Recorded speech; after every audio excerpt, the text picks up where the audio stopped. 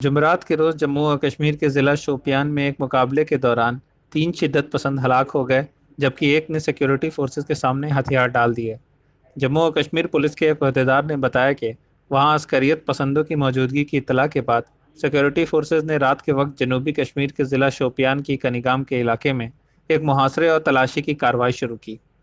Police نے اہلکار نے بتایا کہ البدر تنظیم کے 4 نئے بھرتی ہونے والے مقامی عسکریت پسندوں کی موجودگی کا پتہ چلا تو سیکیورٹی فورسز نے زیادہ سے زیادہ تحمل کا مظاہرہ کیا اور انہیں ہتھیار ڈالنے پر راضی کرنے کی پوری کوشش کی۔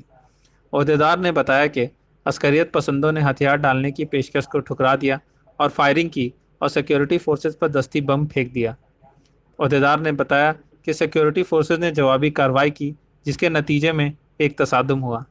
تاہم انکاؤنٹر کے دوران عسکریت پسندوں میں سے ایک نے سیکیورٹی فورسز کے سامنے ہتھیار ڈال دیے، جبکہ 3 دیگر ہلاک ہو گئے۔ انہوں نے بتایا کہ ہتھیار ڈالنے والے عسکریت پسند کی شناخت توصیف احمد کے نام سے ہوئی ہے۔